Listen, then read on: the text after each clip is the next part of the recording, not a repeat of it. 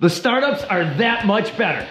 Hey, ladies and gentlemen, welcome back to Garage Gear. I'm JB. So you don't know how to start a snowblower? I get asked this all the time. Time to take you to school. Now, this video is not going to be about starting problems or why your snowblower is running rough or how to clean a carburetor, which is usually the reason 9 times out of 10 why your snowblower isn't starting anyways. I'll have some carburetor cleaning videos down below in the description so you can check those out. I'll also have more carb cleaning videos coming down the road. This is simply about getting a 4-cycle 2-stage snowblower started. Let's get it started. Please keep in mind that your snowblower may vary and that the basic principles here will remain the same. I follow the instructions for my model, and I have had several small engine mechanics confirm my startup methods over the years. Now this Aaron's is about 7 years old and has been starting up just fine ever since I got it. Guess these procedures work? If you have a method and it's working, stick with it. First, ensure that you are in a well-ventilated area. AKA, open your garage.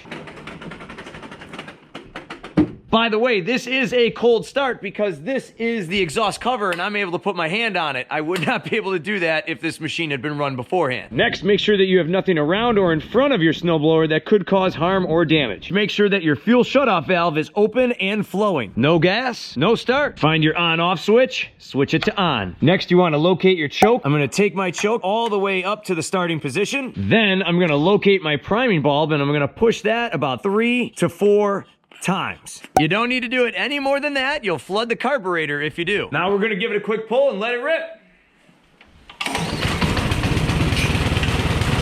Now we're gonna take our choke. We're gonna turn it off 1 notch. Count to 3. 1, 2, 3. Do it again. 1, 2, 3. Do it again. Good. We're gonna turn our throttle up. And that is how you start a snowblower. Now I'll typically let the snowblower run for about a minute or so that way it can warm up. Then it's go time, baby. Now when I'm done snowblowing, what I like to do is throttle it down. This gives the engine a chance to cool down before I turn it off.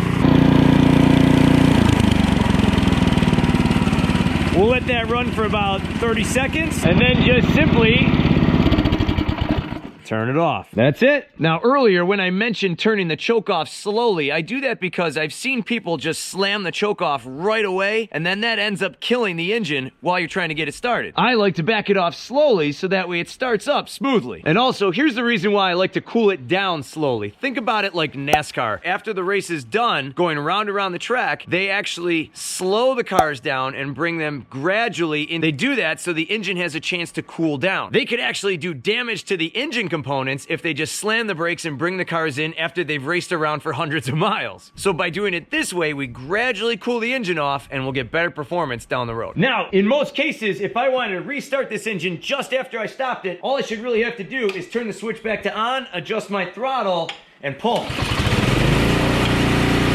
There you go. Now, let's talk about the electric start and how to get this thing running. Now, the electric start is a nice feature to have if maybe you have a bad arm and you can't pull the rope or maybe some other issue going on. Or maybe your pull cord rips and this is a great option. I'm gonna uncover my outlet. I'm gonna plug in my cord. Then I'm gonna plug my power cord into my electric start. Now, all I gotta do is use the same procedures that I used earlier. We're gonna turn our engine to on, choke all the way to the starting position. Then we're gonna prime it 1, 2, 3 times and push the start button. Go and turn the choke off slowly.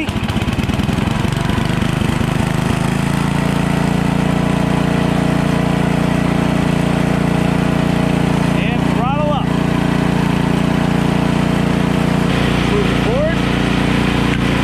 Now, I know some people that swear by electric start and that's the only method that they use. That's great until, let's say I'm on my long sidewalk over there and then I have to stop the machine for some reason. Well, if I have to restart the machine with an electric start, that means I gotta run a power cord all the way across my yard to do so. That would be silly. And then I'd have to lug the machine all the way back to plug it back in. It makes more sense to actually be able to use the pull cord on that so that way I can restart it anywhere I may be. Now here's my secret to easier starts. For those snowblowing veterans out there, you may already know this, but for those of you that are new to snowblowing, here's what you need to know. In this case, it's not about your engine, but what you're putting in the engine that matters. I like to use ethanol-free gas. The gas that we put into our cars contains ethanol. It'll even say right there on the pump, contains 10% ethanol. What's good for cars isn't necessarily good for small engines. Small engines just run differently. Ethanol can gum up the jets on your carburetor and make startups over time more challenging. You can get ethanol-free gas at your local gas station. Just look for the pump that says ethanol-free. You can also Google ethanol-free gas near me and you'll find plenty of locations nearby that sell it. It usually only costs a few cents more than the regular gasoline that you put in your car. Fill up your gas can, put it in your snowblower, and watch how quickly your snowblower will begin to start up. I can even sometimes get my snowblower to start up even with the cord only about halfway out. The startups are that much better. You can even run it in your other lawn equipment too. I put it in my generator, my power washer, and even my lawnmower. Now let's talk about my neighbor Brian for a second. Now Brian lives right over there. Now Brian is a lawn and snowblowing nemesis of mine. I have told Brian countless times to run ethanol-free gas in his machines. And I was in the garage working one snowy evening and I could hear Brian all the way down the street trying to start up his snowblower. He didn't store it right and he let the gas sit in it all summer long. Way to go, Brian. By the way, if you're interested in learning how to summarize your snowblower, check my link down below in the description. I'll show you exactly how to do it. So I told Brian, bring it over. He pushed it all the way over in a foot of snow. So I ended up taking the carburetor off, popped it off, gave it a quick cleaning, and then put a little ethanol-free gas in there. Went to go pull it to start it, and bang, it started up on the first pull. This stuff just works. And in case you live in an area where maybe they don't have it at a gas station near you, I'll link some down below in the description. Let me know the last time you started your snowblower down in the comments below. Well, ladies and gentlemen, that's how you start up a snowblower. For more cool snowblower and other lawn equipment videos, check out my links down in the description. If you found this video helpful, give me one of these. And be sure to follow me on Instagram at garagegearjb. And don't forget to subscribe to the channel so that way you can stay up to date with everything going on here at Garage Gear. Thanks so much for watching, and I'll see you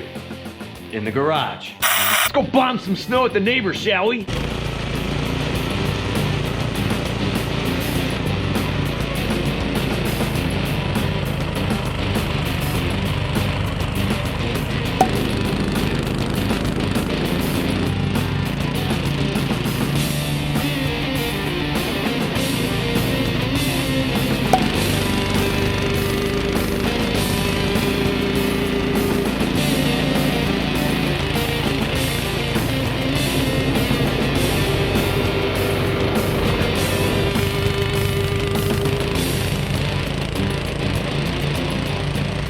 Neighbor's out plowing his.